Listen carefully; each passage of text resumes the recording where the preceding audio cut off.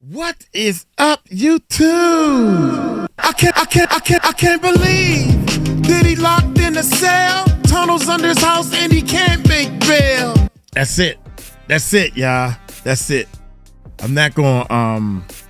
We're gonna slow down on playing the music, man. It's like, and everybody who loved the music and stuff in the beginning is we got to change our format, man, because a lot of people, new people that come in that don't know me and everything and don't know the struggle we've been through, and they roll out. So it's been no more eating on the channel, no more playing the music in the beginning. We'll do it every now and then. We'll probably play the music at the end for my real fans and all my enders. Now, let's get into this, man. Oh my gracious.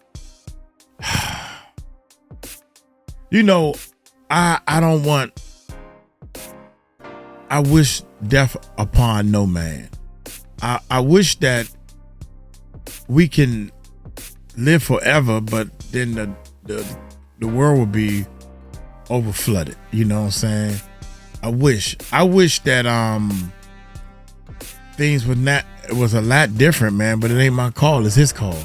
So with that being said, I don't know, my man Will Evans live. This is him live. Shout out to him and his channel, man. I think he got a real good channel. And I could just tell,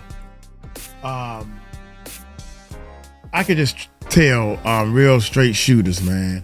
And is this who I think it is? I think it is. Y'all hit that subscribe button. Let's find out. Hit that subscribe button. Tony hit that Ayo bell. did an interview. Yeah. Speaking about Jimmy Henchman. Okay. And the issue that Jimmy Henchman had with 50 Cent, Tony Ayo, and G Unit. If you don't know who Jimmy Henchman is somebody that was convicted to 2 life sentences for murdering one of 50 Cent's friends and Tony Ayo's friends, Lodi Mac. And this all stemmed from an issue that Tony Ayo says that he started from his own words. He said, I started an issue with Jimmy Henchman. That same day, some shootouts happened, and it proceeded from there. And we're going to jump into what Tony Ayo said. I thought it would be an interesting story to tell, an interesting story to document. So you guys can kind of get the ins and outs of what happened with the story, because I got all the full details here. And see, I like my man Will, straight shooter. You know, he prayed. You could tell he believed in God. He don't have to go around saying I'm a Christian every other sentence or whatever. You know, young brother. You know, he not no kid. He old enough to know right from wrong, and he preaches and try his best to do right. And he just doing what he do, man. Appreciate him. I really appreciate him. We're going to go through it. You know, Jimmy Henchman is a serious dude, man. This is somebody that in the street, everybody feared or respected, one or the other. But Tony Ayo said he didn't have no fear. He was like, man, I knew who he was, but he started an issue with him. Damn. You know what I'm saying? And so, you know, for a long time, Jimmy Henchman had a reputation for being this type of dude. And it was even said that back in the day, he had issues with Tupac. Tupac had even mentioned Jimmy Henchman in songs, saying that he had something to do with the first time that Tupac was shot, right? And so this dude is a serious dude. I mean, I have an interview from Jimmy Henchman right here where he even was talking about the streets and different things. And this is when he was younger. Check it out. How you done said, how real is he keeping it?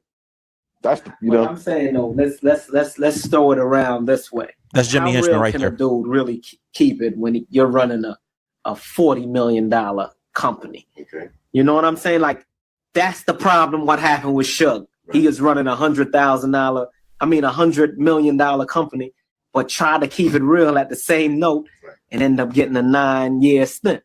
Okay. But you know, in that respects, you got to understand where he's coming from. But there's certain innate that a have in him that just won't leave him. You know what I'm saying? If you coming up out of the streets, there's just certain things, certain principles a have. You're not gonna have no disrespect you. So are you saying that he must have got? So that's Jimmy Henchman speaking, and you can kind of see where his moral compass is, right? Right. And so when we hear the story that Tony Ayo tells, you kind of have to keep in mind who Jimmy Henchman is. Now, another piece of who Jimmy Henchman is he was in the music business. He got in the music business, and he had a company called Czar Entertainment, where he managed a bunch of different artists. one of the artists that he managed was The Game.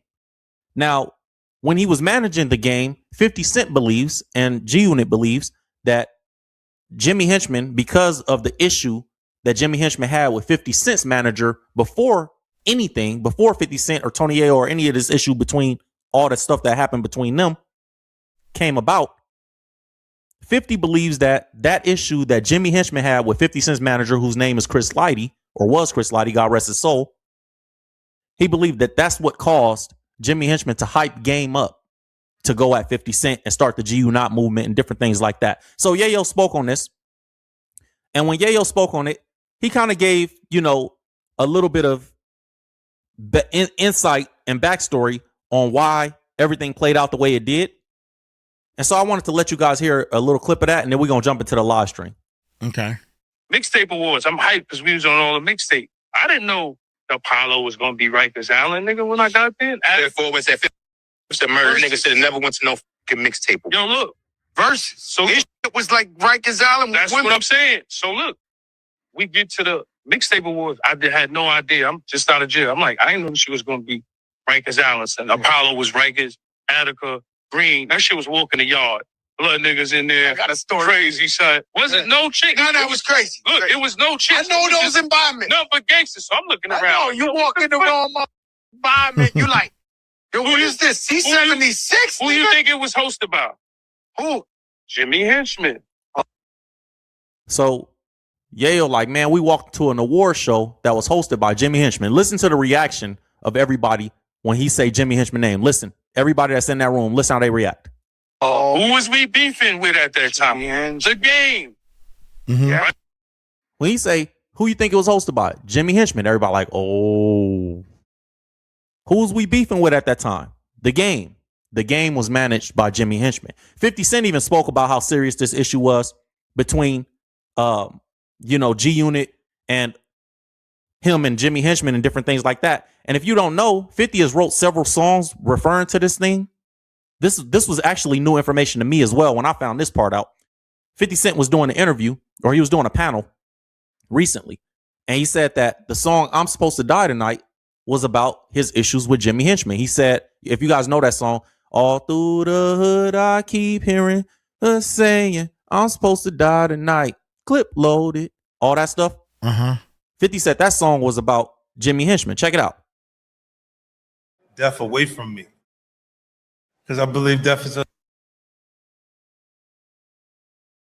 Let it load.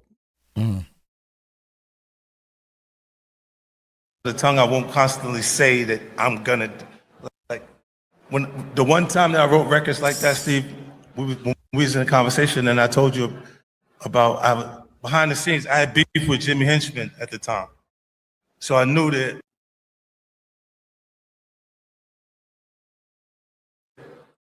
they had put money on me, and this is why I was writing I'm Supposed to Die Tonight, these records. But if that wasn't...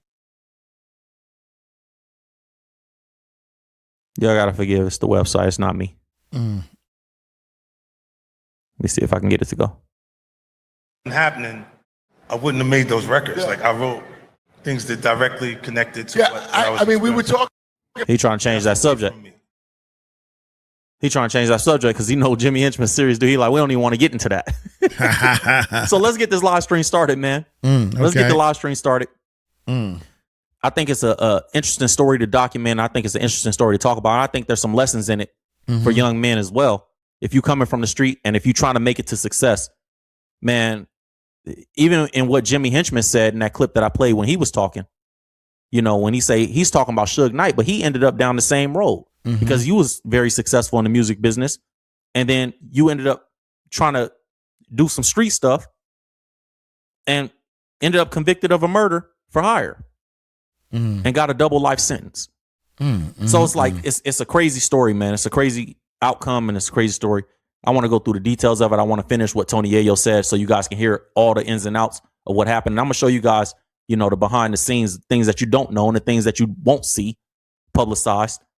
But this is the real things. These are the real things that are going on. So we're going to jump into it, man. I think it's a lot of teachable moments in this story. But you know how it goes, man. We do this live stream the same way every single time. So in the chat section, Keep it respectful with each other. Don't get yourself banned for saying nothing crazy or trying to be disrespectful in the chat. Mm-hmm. Make sure you respect the subscribers only mode. If you're not a subscriber, you're not going to be able to comment. So subscribe to the channel if you want to jump in the comment section. Salute to CashApp for the partnership. If you want to donate to the channel and continue helping us grow, donate ULGND on CashApp. ULegend. Go to ulegend.com. Check us out for our private live streams where we react to different content. We got new shows coming out. The Curb is coming out. That's going to be our debate show where we still talk about entertainment topics and the lessons behind them. But we debate it with other people. We're going to have some co-hosts on that show. That's coming soon. And we got Urban Legend documentaries. Urban Legend documentaries, we're going to be debating, documenting different things, different stories that we think are entertaining and that teachable moments can come from. And we're going to make sure we bring that to the platform as well, man. Outside of that, we start every live stream the same way with a prayer. We give a glory and honor to God first on this platform. I'm from the street, man.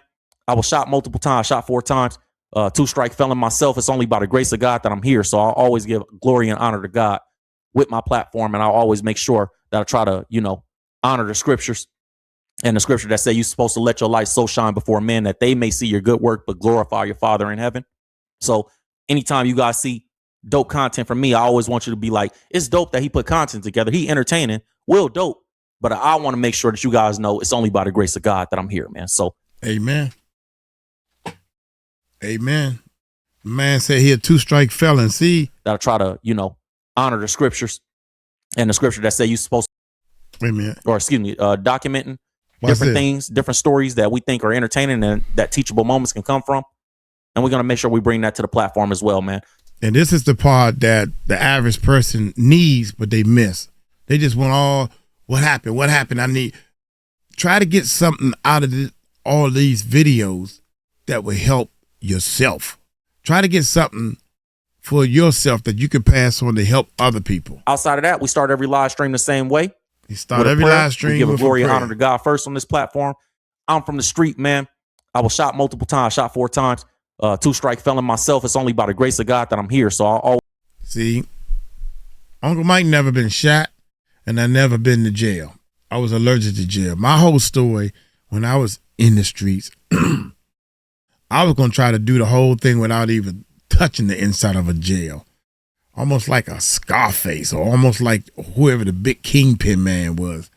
That's how I was trying to do it. So if it didn't strategize correctly, I wasn't going to do it because I ain't want to do no time. I'm allergic to jail.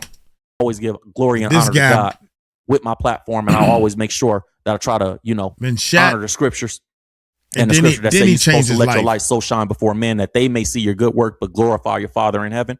Mm-hmm. So anytime you guys see dope content from me, I always want you to be like, it's dope that he put content together. He entertaining, Will dope. But I want to make sure that you guys know it's only by the grace of God that I'm here, man. So that's how we start the live streams. And we're going to start with a prayer, and then we're going to jump into the content. Let me get this right. Hold on. I don't want you guys to lose focus. So bow your head if you can bow your head. If you can't, make sure you don't do nothing crazy. If you're driving or something, don't bow your head, close your eyes, but just touch and agree with us. Dear Heavenly Father, we thank you for another day, God, knowing that you are the leader of our life, God, the King of Kings and the Lord of Lords. God, we know that it's only because of you that we have another day. It's only because of you that we're here in the position that we're in, God. We know that we're living in an answered prayer right now, God. We're living in prayer. It does not have to be this way. I ask that you continue blessing the people that you're blessing, Lord. Continue giving us strength, mercy, wisdom, and grace, Lord. In Jesus' name, amen. All right, man. So let's jump into this. I think his whole depiction, Yayo's one of the greatest storytellers in hip hop, to be honest with you. And he's one of the dopest figures in hip hop. I'm going to rewind this a bit. And I want to just kind of piece by piece go through what Yayo is saying and show you guys who these people are, what he's talking about, what's the details of what he's talking about, and why he's talking about it, right? Because, sometimes when you live the story, you go through the story so quick, people don't have the answers. They be like, yo, who is that? When you say this person, who is that? Or when you say that part, what does that mean, right? So let's go through what Yayo had to say from beginning to end. And I think it's going to be dope content today. Check it out. Apollo was Rikers, Attica, Green. That shit was walking the yard. Blood niggas in there. I got a story. Crazy, son. Was it no chick? No, that was crazy. Look, it was no chick. I know those environments. No, but gangsters. So I'm looking around. I know, you walk in the wrong environment, you like, Yo, what is this? C76? Who you think it was hosted by? Who? Jimmy Henchman. Oh, Who was we beefing with at that time? The Game. yes. Think about it. That's why you know I always say I don't know how Game was Henchman because Henchman is always mentioned with Pop. We're gonna pause right there. He said Yayo always felt like, yo, I don't know how Game messed with Henchman because Jimmy Henchman was the Game's manager for music, right? Mm-hmm. And so Yayo said it confused him because how you go mess with Henchman because Henchman was always mentioned with Pac. Now, I'm gonna show you guys the involvement and what Yayo is talking about. James Jimmy Henchman Roseman admits his involvement in 1994 Tupac Shakur shooting. So this is the first time that Tupac was shot at Quad Studios, the time he was shot 5 times, right? So the article says James Roseman, known by his alias Jimmy Henchman, has implicated himself in the shooting of rapper Tupac Shakur. This is not when Tupac died. This is the first time. Right. When Tupac lived. Shakur was shot at Quad Recording Studios in New York. Tupac placed the blame on Roseman in his song Against All Odds. Roseman at this time was on trial for drug trafficking charges, and had admitted to the ambush ambushing the rapper. The publication reported that Roseman, Jimmy Henchman, was attempting to enter a bargain plea at this time. Mind you, this is an old article that we just recapping. On the current case by divulging information on the Tupac Shakur shooting in hopes that it could lead to a lighter sentence. So Jimmy Henchman was like, yo, I'll snitch on what happened with the Tupac Shakur thing if you give me, this is not the same case as the murder for hire with the G Unit affiliate, Lodi Mac. This is a whole different situation. This is why 50 Cent calls Jimmy Henchman a rat. So Jimmy Henchman was saying, you know, I'll give you guys information. He's telling the people, I'll give y'all information on this Tupac Shakur shooting that I have if you give me a lighter sentence for a drug trafficking case that he had. Right? So he implicated himself. Nobody told on him. Yayo ain't telling nothing. Yayo ain't like, yo, it ain't like, oh, Yayo snitching. He telling everybody that he has something to do with Tupac. Like, no, Jimmy Henchman said, I'll give you guys information. He volunteered the information. So he hoped that would lead to a lighter sentence in his drug trafficking case. In June of 2011, a guy named Dexter Isaac stated that he was paid by Jimmy Henchman to commit the crime, saying, quote, in 1994, James Roseman hired me to rob Tupac at Quad Studio. He gave me $2,500 plus all the jewelry I took, except for one ring, which he wanted for himself. And likely he wanted that ring so everybody would know that. Y'all know how it was back in the day. It's still kind of like that, but it was more so back in the day. If I get your chain or if I get your ring or if I get your jewelry, then you know I'm the one that did it. And it was like tough guy stuff. You know what I'm saying? And so I think it's also a side note. I always tell people, man, when you from the hood, you already know this, but a lot of people outside the hood can't fathom it because it sounds like such a minuscule amount of money. I've had success. When I look back, I'm like, yo, the stuff that happened in the hood for that little bit amount of money is crazy. $2,500, this dude said Jimmy Henchman gave him to shoot Tupac 5 times and rob him and take his jewelry. Tupac could have died in that situation. Got shot 5 times, dog. And imagine somebody as influential, important as Tupac Shakur dying over a $2,500 payment. Like, your life is worth that little to people. Anyways, the shooter said Jimmy Henchman gave me $2,500 plus all the jewelry I took except for one ring, which he wanted for himself. It was the biggest of the 2 diamond rings that we took. He said he wanted to put the stone in a new setting for his girlfriend at the time, Cynthia Reed. Imagine being Cynthia Reed and you like, yo, I got Tupac's ring as an engagement ring. It's crazy. From a robbery too. He said, I still have proof. He said, I still have as proof of the chain that we took that night during the robbery. Due to the statute of limitations expiring in relation to the case, Jimmy Henchman nor anyone else will ever be tried for the crime. So they weren't ever able to be tried for that robbery. They said it was classified as a robbery instead of an attempted murder. Tupac Shakur obviously was shot and killed later in Las Vegas. But in the song Against All Odds, he said, Jimmy Henchman, you set me up, wet me up, stuck me up, but you never shut me up. So that was Tupac's words. So when Tony Yayo is speaking about this situation, that's what he's saying. Because he like, yo, I would think West Coast, you know, Game always saying how much he loved Tupac. And then you go and you sign a management deal with Jimmy Henchman, and Jimmy Henchman is known to be the guy that set Tupac up and the guy that paid $2,500 to have him robbed, but Pac could have been killed in that situation. Yeah. But you say you love Pac so much. So that's what Yayo is saying, right? It's like, where's the loyalty? Forget that. I don't care who you did wrong. I just want to team up with you to get the money. For the love of money. Let's keep going. Niggas just hate when you keep it real, because I'm always logical. So back to the story. So it's Henchman. So we there. Now you know how Henchman is. This nigga's a gangster. You know how that shit go. Niggas trying to put the fake press on me. Come over there. It's like Haitian Jack. You know how the Haitian Jack and Tut and all these wild niggas was running around back in the days. Grimy like that. Haitian Jack, another gangster from New York. Tut, all these dudes that Yayo's mentioning, these are just gangster dudes from New York, old school. You know what I mean? They from a different era. So that's all Yayo talking about. Yo, Sakpal said. So I'm looking at him, and he got his hand out. I'm like, yo, I don't want to go back and report. I'm giving this nigga that, because that's a fact. I can't do that. I'm just a real nigga like that. If I don't, you know, like, yo, get the out of here. You go, what? You a rapper? You know, Yo, Yayo is a gangster for real, because he know Jimmy Henchman reputation. He know he in an environment. You got to think, he in an environment at these mixtape awards where it's mixtape awards. This ain't no album awards. So you know it's all street dudes there. He said ain't no females in here. It's all street dudes. He said it's like Rikers Island. He said it's like walking on the yard and everybody in here. And so he said Jimmy Henchman put his hand out to say what's up. This is eerily familiar. Yayo is kind of has these situations a lot. I ain't even gonna get into it, but Yayo say Jimmy Henchman put his hand out to say, yo, what's up? Sockbox say. And Yayo's, man, get the F out of here. Wow. Because he don't want to go back to 50 Cent knowing that G-Unit and the game having issues, and Jimmy Henchman is a manager for the game, right? Because it wasn't because necessarily that Yayo and Jimmy Henchman had direct issues, but Chris Lighty and Jimmy Henchman didn't really get along. Chris Lighty being the manager for 50 Cent. And the game and 50 obviously going through what they going through. Game over there doing the whole GU not movement. If you remember those times, and if you wasn't there, it was crazy. And so Yayo like, man, I ain't about to shake your hand, and then they go back and 50 find out that, yo, I was in there kind of, you know, I was TD. If you don't know what TD mean in California, TD mean turned down. I was kind of TD.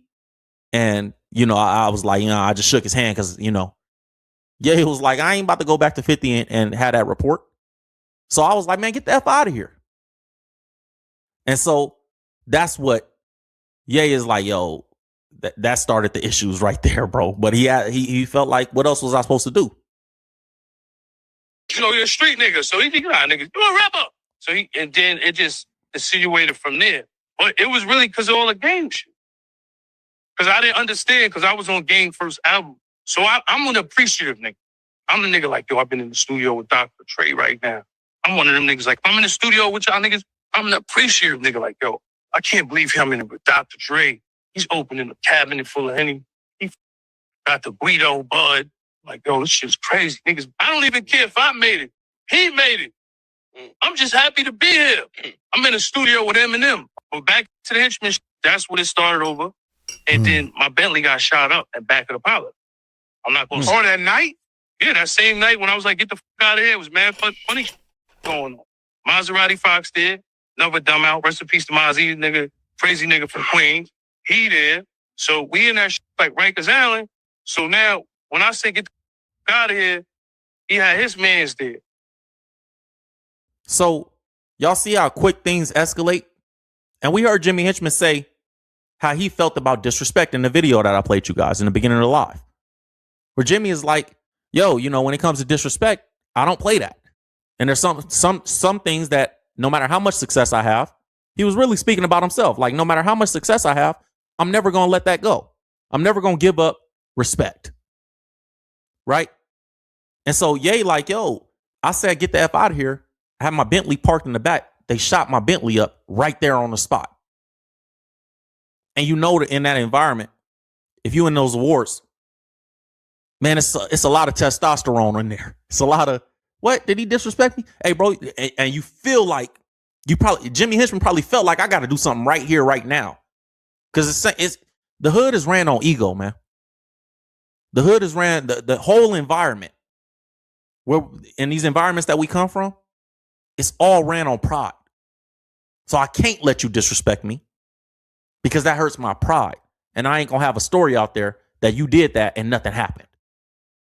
Some people live like that. And I'm not even going to say I used to live like that, man. I try not to now because I understand differently. But the street ain't no joke, man. People don't play. People don't play about respect. People, if you ever been locked up, you know. The streets are Or if you ever been in the street, you know.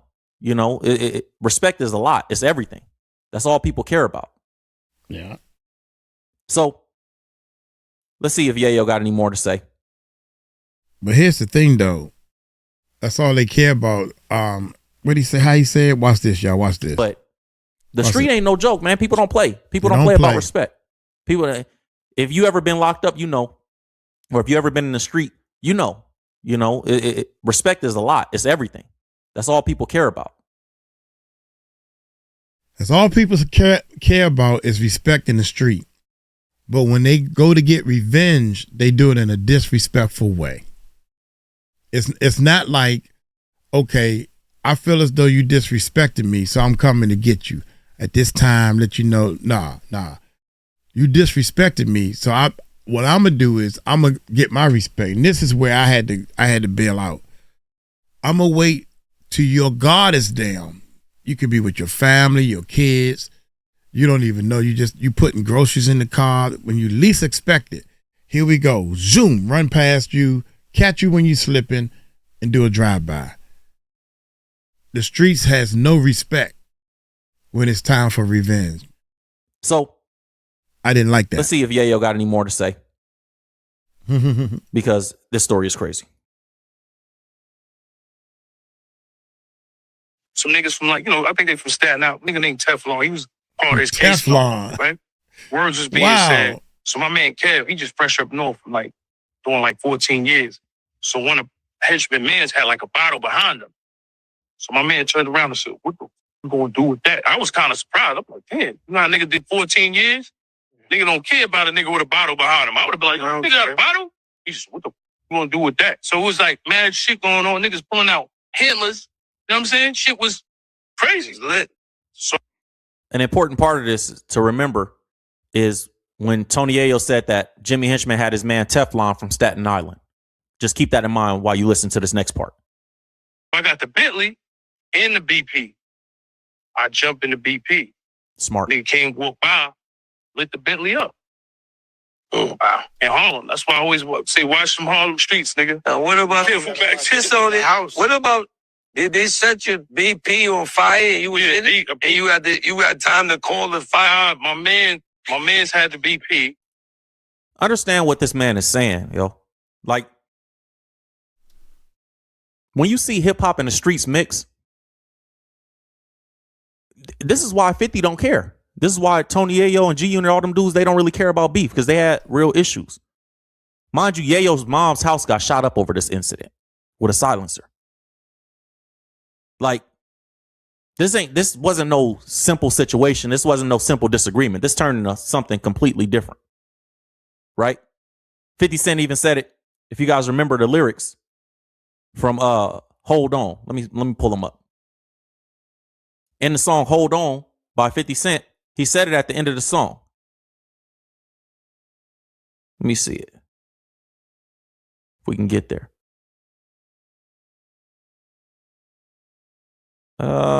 What part of it? It was the third verse, I believe. He said, on the phone, I heard Ye smack the ish out of a kid. Now Jimmy got life. Go smack him again. If it's war, it'll be war to the bitter end. If they ever say I lose, I'll start it again. That sneaky N-word. I'm trying to stop cussing, y'all. That sneaky sprayed that semi at your mama crib with a silencer. We couldn't even hear the ish. So 50 has always kind of talked about these situations in his music. Never really held back. And so when Yayo is talking about this, these are real stories, man. And I think the smartest part of what Yayo did was being wise enough to say, I'm going to ride in the car behind my car. I'm not going to ride in my car. Now, you know, obviously the Bentley is an eye buster. In California, I know we got people listening from all over the world. Sometimes I gotta explain my break slang. it down. Yeah, the eye buster is in California. It's like if you from a hood, how can I explain it? Like y'all know, California already know. But if you got an eye buster, it's like you got a tattoo that's huge. Like let's say you from, I don't know, pick a hood, Grape Street, and you got a huge grapevine tattoo on your face or something. That's an eye buster. You want everybody to know where you from right away, right? And so like a Bentley is an eye buster. Like if you got a Bentley, that's an eye buster, bro. That's letting everybody know this. Excuse me. I'm really trying to not. As long as you trying, that's good. Y'all. Like that's a big thing for me this year. As long as you trying, that's just good. Eye buster is like yo, you letting everybody know like this Bentley belonged to the rich dude here, so everybody already know that's Yayo Bentley. You feel me? Okay. And so that's a target. It instantly made him a target. And so that's why he's saying, like, man, I got in the car behind. Because I already knew that they was probably going to be looking at my car. Yayo was just smart. He was aware of his surroundings. He knew what to do.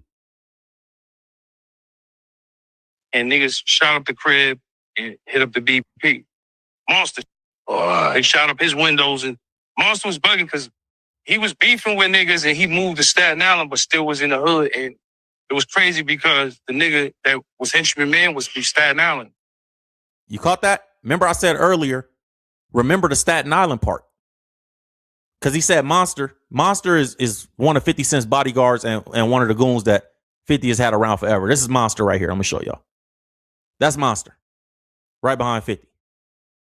So he like, yo, Monster car got shot up and all this or got burned down or whatever it was. But he like, the crazy thing is Jimmy Henchman, Monster was living in Staten Island.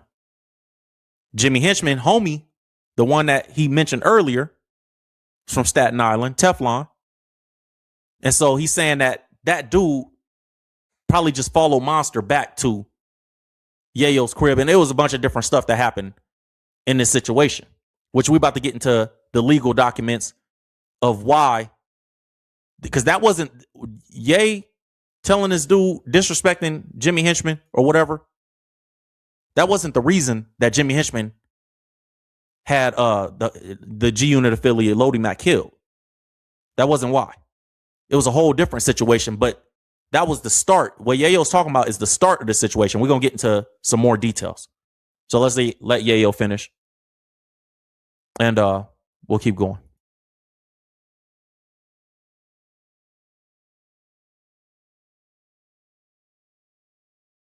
So he'll drive my Bentley. I had a Bentley there, so niggas knew. You know what I'm saying? Where he was at. Yeah, niggas knew. So niggas shot up his windows, and set the garbage on fire. That's crazy. It was a whole bunch of shit. I ain't gonna lie. That henchman was like, you guys got some serious beefs out there. So that was the end of that. So you got to understand how 50 is a real one, low key, for even because it was already tension because the Jimmy Henchman, Chris Lighty, the Jimmy Henchman, the game thing. But you got to understand 50 a real one. Cause he like, yo, I'm gonna just ride with my man. Cause that's Ye. That's my best friend. And right or wrong, he's mine. So he with me. You know what I'm saying? So it don't matter. I'm not going to let you do nothing to him. It don't matter if he right or wrong. So when 50 is, talking about what 50 talking about, and he's saying that it's because of Yayo, like the whole issue kind of kicked off because of Yayo. Because I believe definitely. It's like, and he don't care? 50 a real one. You got to respect that, man. I respect it. So, yeah. I kind of want to get into the details of how Jimmy Henchman ended up getting life. But I want to tie this off because Yayo also explained the connection between Jimmy Henchman and Chris Lighty.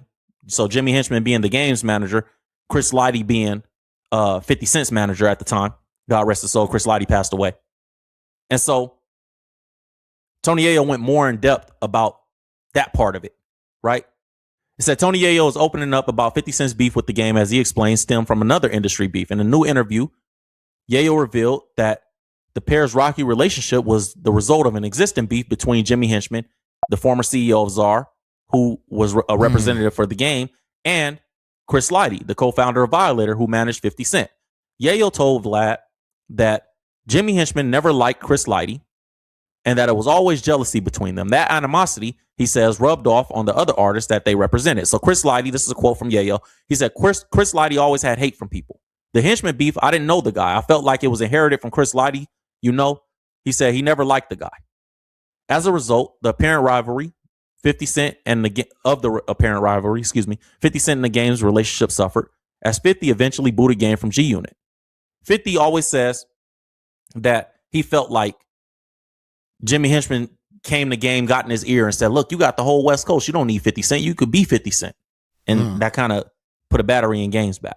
This is a quote. He said, you got to understand, man. Listen, check this out. When you in a group, man, it's egos. He said MF was from the hood. Said niggas ain't got no money, no financial experience, no nothing. Ain't made a dollar. You know there's egos there. He said it's egos. For Game, I looked at it like I heard songs co-written by 50. It was fire. I just looked at it like the ultimate assist. So, obviously, Yayo and, 50 Cent in the Game and all them, they had issues with each other. But Ye kind of just said it was more so about the Chris Lighty situation than it was about 50 in Game, right? Or he said that's kind of where it stems from. So that makes a lot of sense. Like it's pretty much the whole camp over here beefing with the whole camp over there.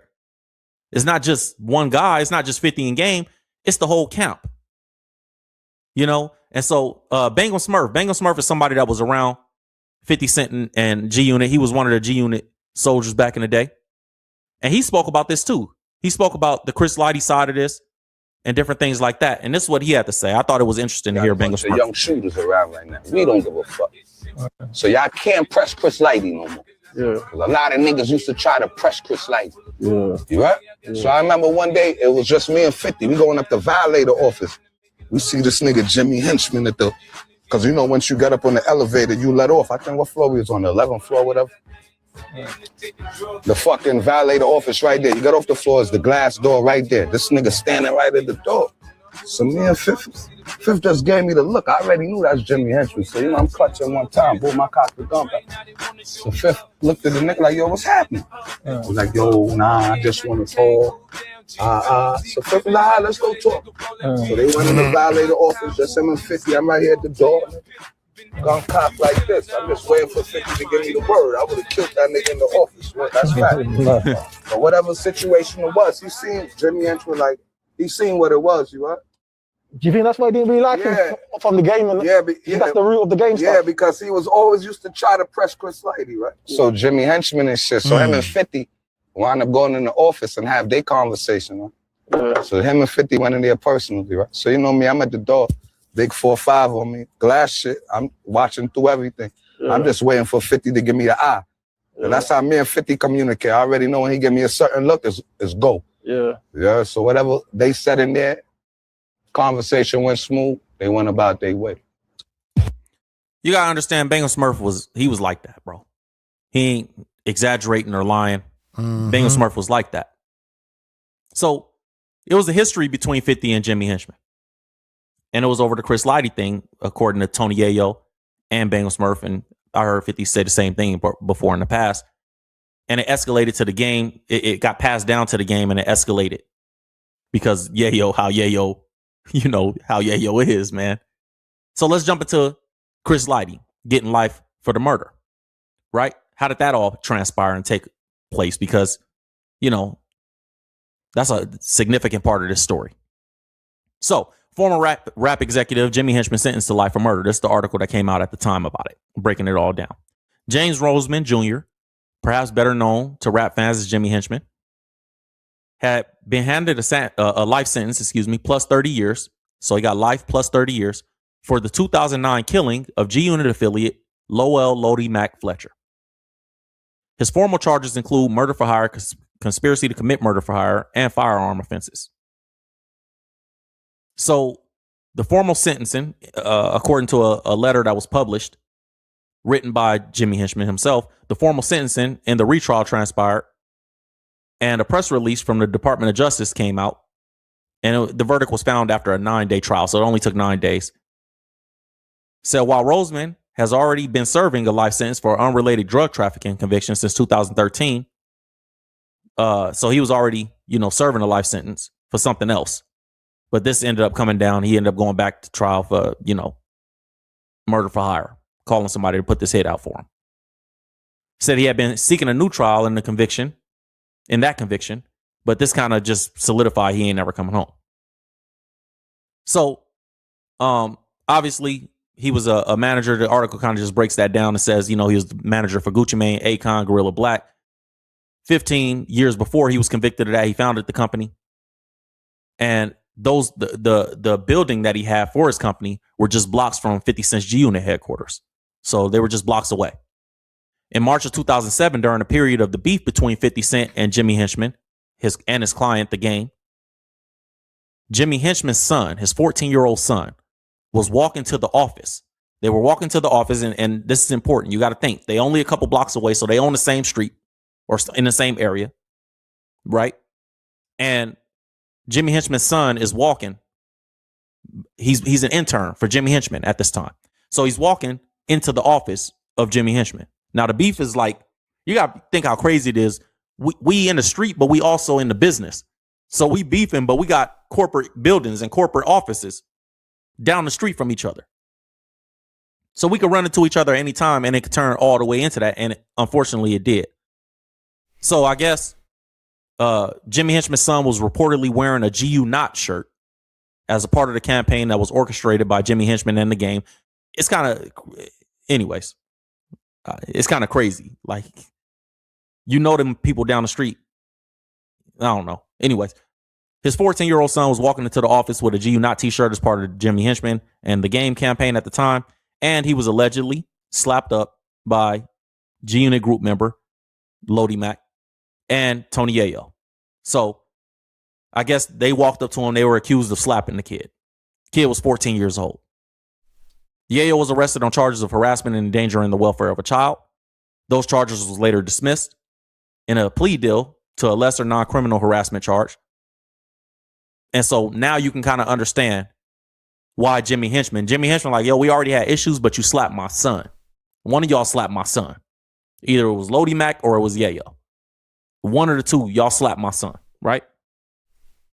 And so you can see, anybody, even Yayo and 50 and all them, they could all understand why Jimmy Hinchman would be so upset, right? And this is why 50 is saying in the song, hold on, I heard on the phone, Ye smacked the ish out of a kid. Now Jimmy got life. Go smack him again.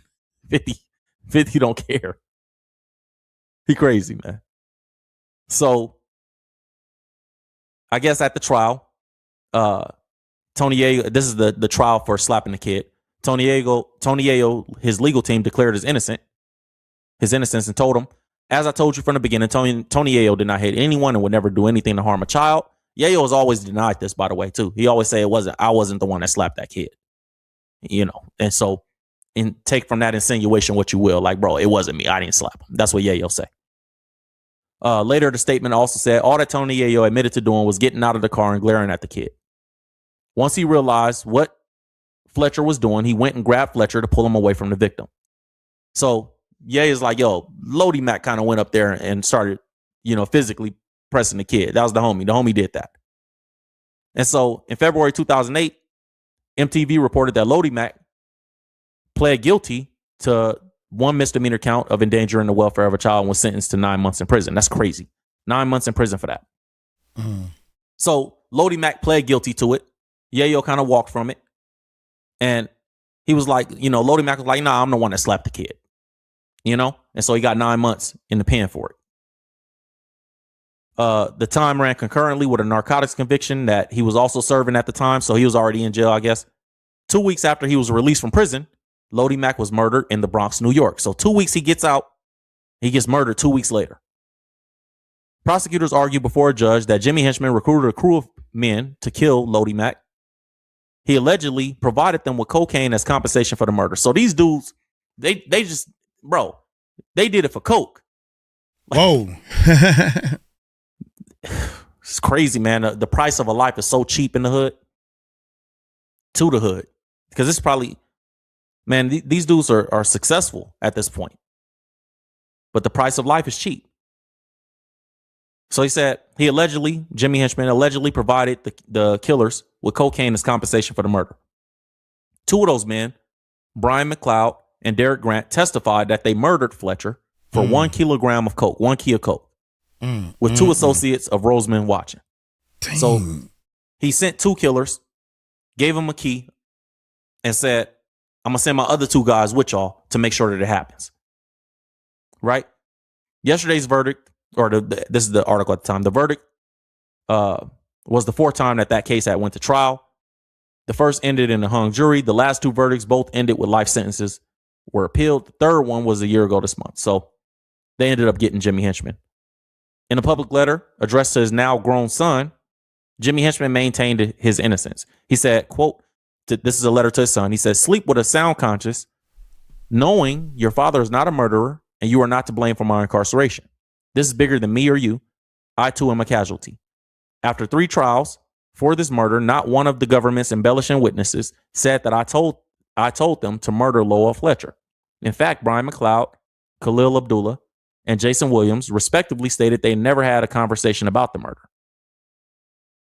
Near his closing, the exec wrote, I continue to maintain my innocence. There's a sickness in the system. My trial was covered up and drowned out with unrelated shootings. Hip-hop gang fairy tales and non-existent rap wars that never existed. So he's saying, all this different stuff. Super crazy story, man. Super crazy story. 50 Cent responded to it. He responded to the sentencing when it came down that Jimmy was getting double life at the time. And so this is what, let me see, where's 50 Cent's response in this? Let me see, hold on. He responded to it, where is it? Oh, sorry, I got the wrong article. He responded to him mocking Jimmy Henchman on Instagram. So he took to social media to comment on the trial. And his take on Jimmy Roseman was that he solved every crime in New York. He said, LMAO, this boy solved every crime in New York. Old gangster Jimmy, go ahead and tell some more ish killer. LOL. He called him a rat. He called him a snitch, essentially. And so the note was captioned side by side with the meme, one pic of Roseman with "I'ma drop a dime on these niggas" sprawled across his photo. So, this is an interesting story. Let's see. This article actually gives some more interesting pieces about it. One of the guys that was there, Khalil Abdullah, he testified that Jimmy Roseman hired a man. This is one of the 2 affiliates that Jimmy Henchman sent out there. Said he hired a man, Brian McLeod, to lure Fletcher to his death. Another man, Derek Grant, carried out the killing. So he said Slim's man came out of nowhere and clapped the dude up. So Khalil Abdullah testified against Jimmy Henchman. Abdullah maintains that he wasn't at the scene and added that Jimmy Henchman was in his Miami home at the time. Henchman's lawyers insisted that Abdullah is attempting to get time taken off the 8-year sentence he was just handed for his part in a multi-million-dollar drug trafficking case that resulted in Jimmy Henchman's first original life sentences. So Abdullah said that during the argument with Yayo, a Yayo affiliate flashed a gun and that set things off. Abdullah said Abdullah had someone shoot up Tony Yayo's Bentley. He just dumped some rounds into the Bentley. Me and Roseman just chuckled. So he said that they watched the Bentley get shot up. It's crazy, man. It's crazy. And so it escalated after that. After that situation, obviously, after the Bentley got shot up, then the son gets slapped and all that stuff like that. So it was actually one of Jimmy Henchman's homies that was with him that did a lot of testifying against Jimmy Henchman. He also testified that Jimmy Henchman hired him to shoot to injure the beloved industry executive Chris Lighty, who was managing 50 at the time, but he opted not to do that. So that kind of just ties off you know, Yayo and them is right. Jimmy Henchman and Chris Lighty had a beef with each other.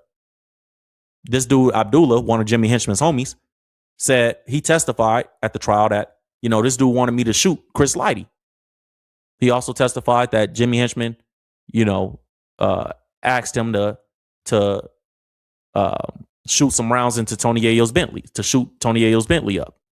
He also testified that he was there and Jimmy Henchman sent him with the two guys that he hired to kill Lodi Mac to make sure that it happened. So this dude was involved.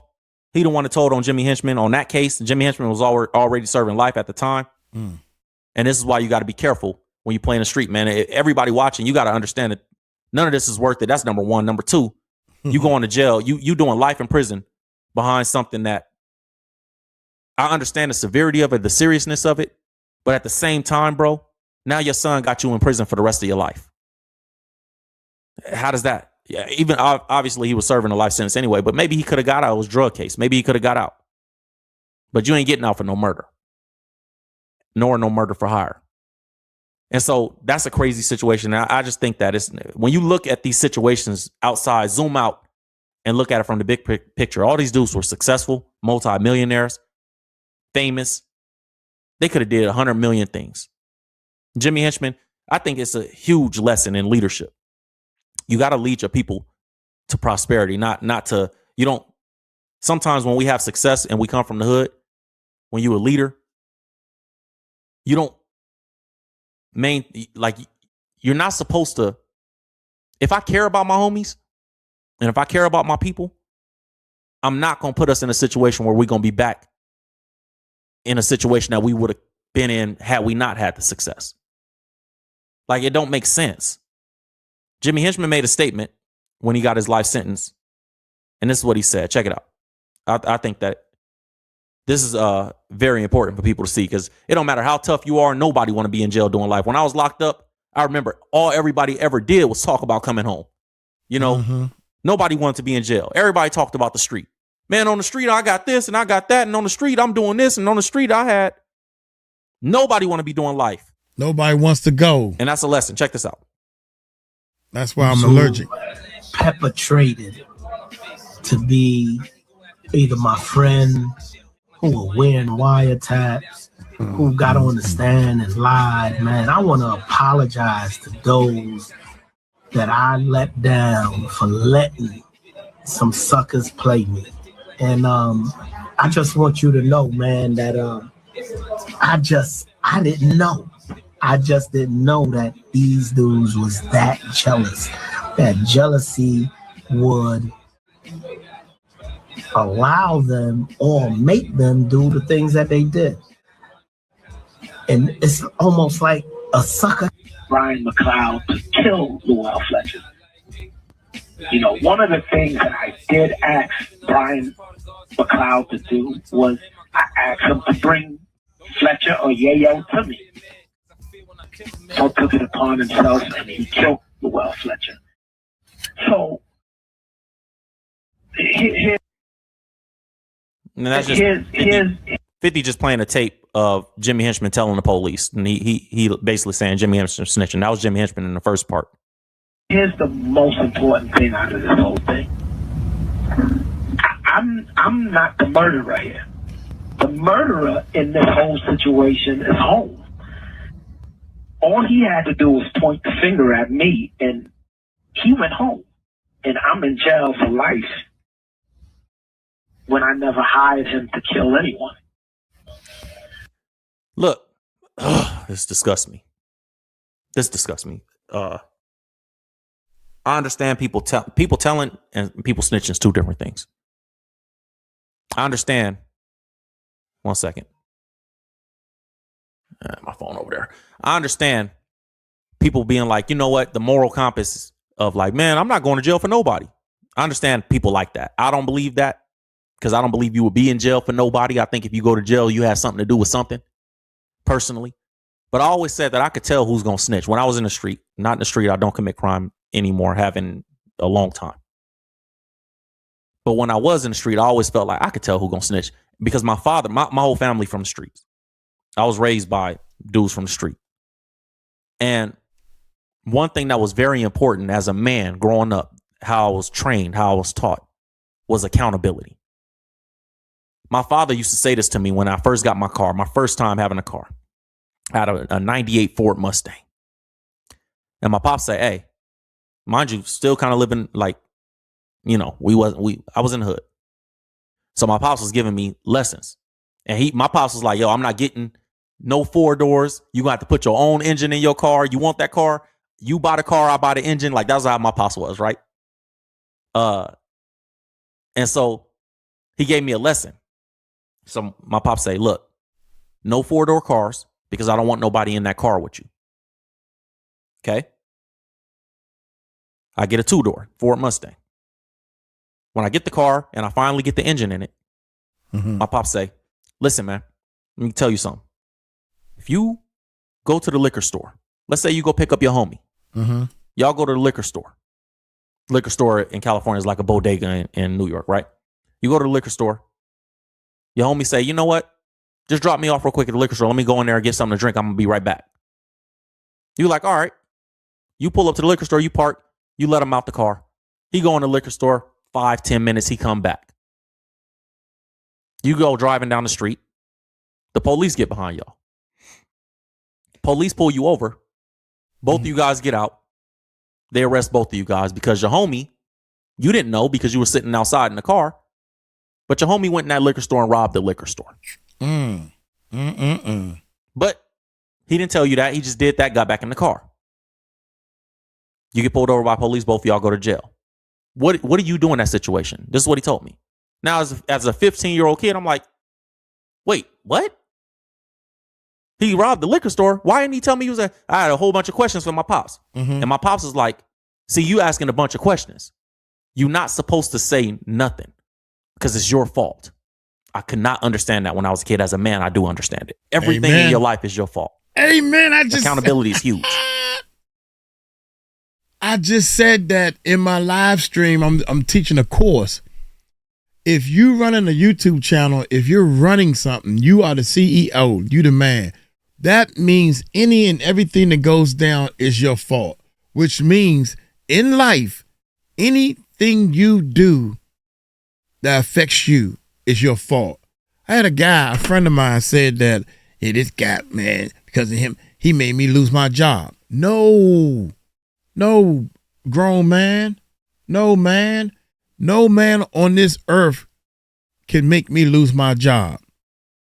No man on this earth can cause me to do something or lose my job. That's crazy. Here we go, man. Now I get it. And as I grew, and after my pops explained it to me, I did understand. A lot of you guys won't understand this. How is it my fault that he robbed the liquor store? I didn't tell him to do that. He didn't tell me he was going to do that. My pops said, it's your fault because you had him in your car. Yeah. You shouldn't have nobody in your car that you know has the capability of robbing a liquor store.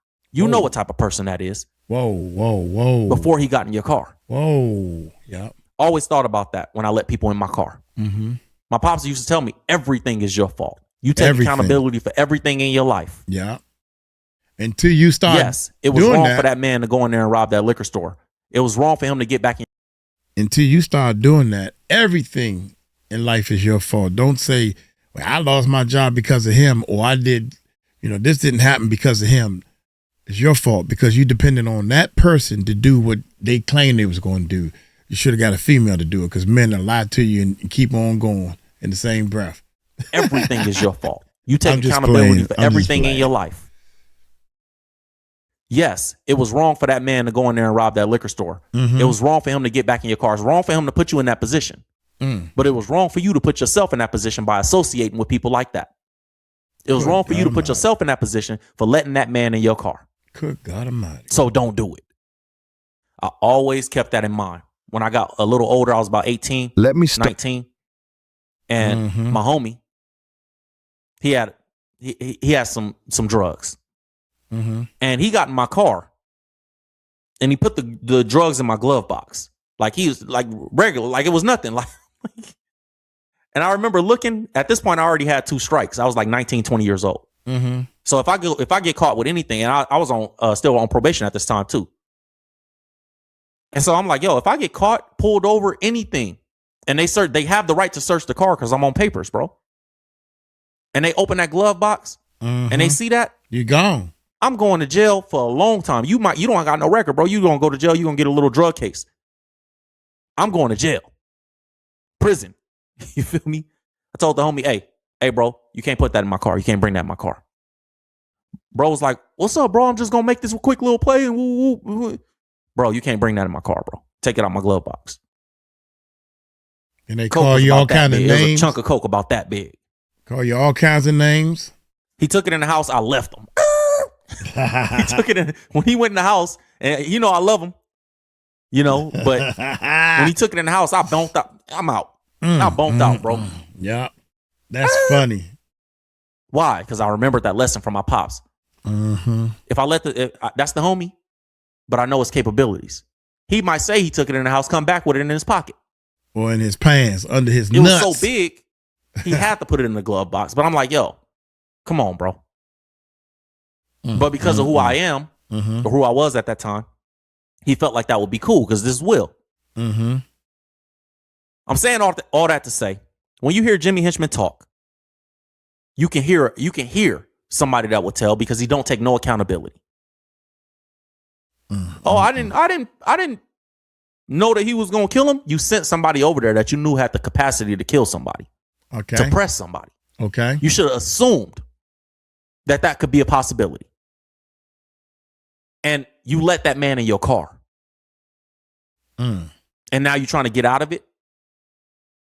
Oh, I didn't kill nobody. Bro, you sent somebody with the capacity to kill somebody down there. You got to accept the consequences that come with it. Take accountability, homie. That's why it disgusts me. So, oh, gee, Jimmy the Rat. I'm glad that it was over. Yeah, I see why 50 saying what he's saying. I see why 50 saying what he's saying. You're not supposed to do that. Snitching and telling is two different things, man. Telling is somebody robbed grandma's house. Even I don't even care if you're a man. Let's say it's a man. Let's put a man in a situation. Telling is, yo, somebody stole my car. I called the police, make a police report. Hey, man, somebody stole my car. That's telling, right? Snitching is me and you plan to steal a car. I get out and run. Or we do steal a car. I get out and run. You get out and run. When the police get behind us, we go to jail and I try to tell on you.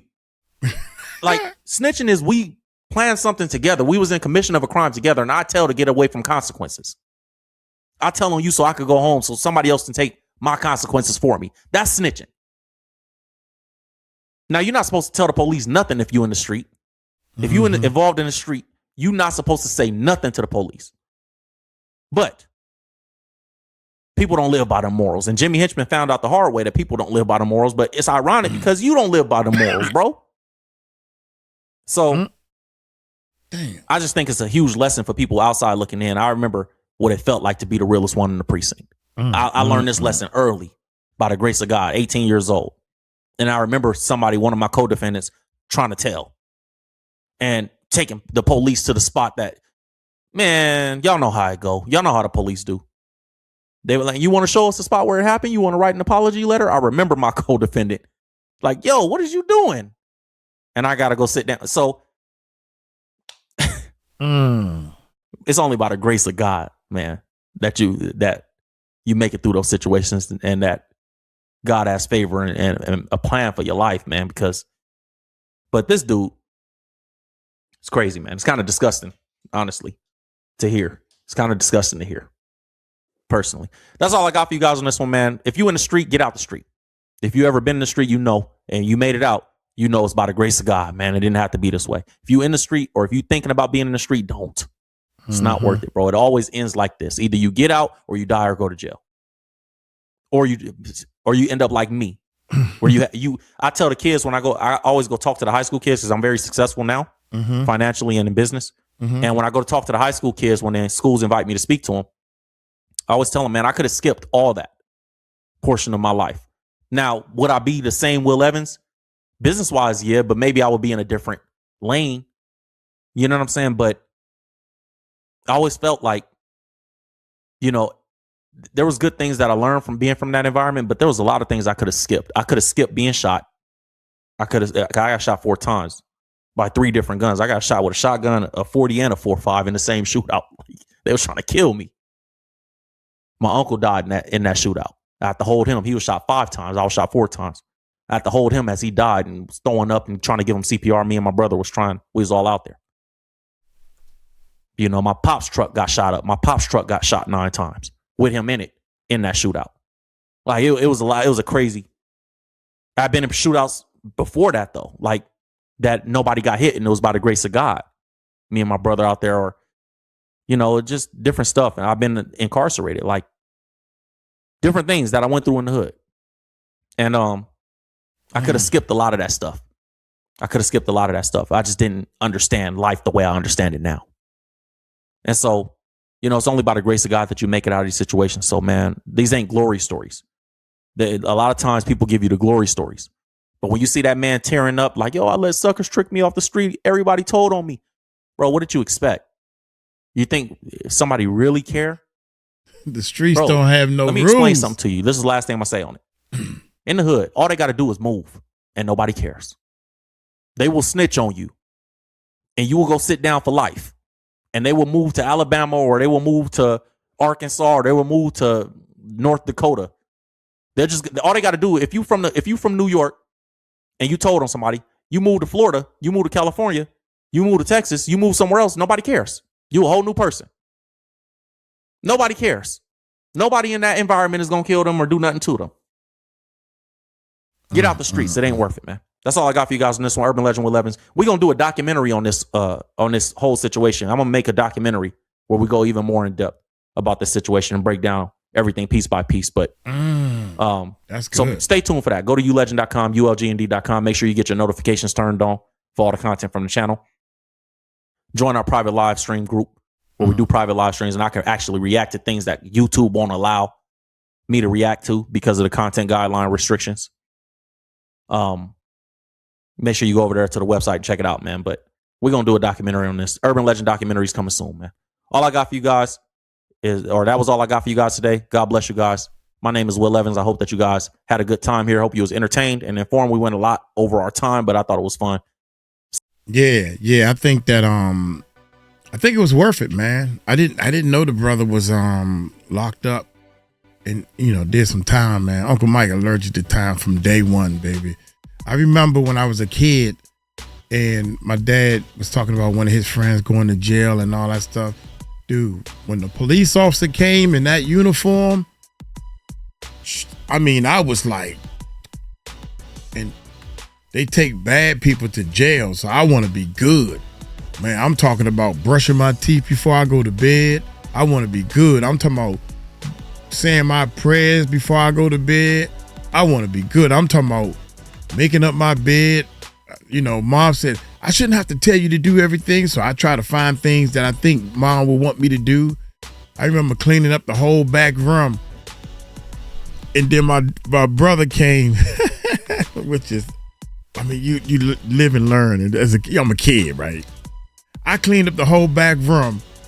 And then my brother came and said, Mom told me to clean this room up. And I got mad and started throwing all the stuff that I cleaned up back on the floor, turning stuff over. But you cleaned it up then. All I had to do as a kid, all I had to do was go to Mom and say, Mom, you told my brother Cece, rest in peace. You told Cece to clean it up, but I have already done it without you asking. Boom. That would have worked a lot better instead of mad and throwing the stuff around or whatever. But you're a kid and you live and learn. Now that you older, you're adult, you do adult things, kids. I cannot stand the fact that I seen 3 or 4 grown men, I'm talking about in their 40s, had to be 45, 50. They looked like they was older than me. And they wearing their pants all the way off their butt. I don't understand. Let people know you got something upstairs, man. I'm going to get on up out of here. Hey, y'all take it light, take it slow. Tell them Uncle Mike told you so. Peace out.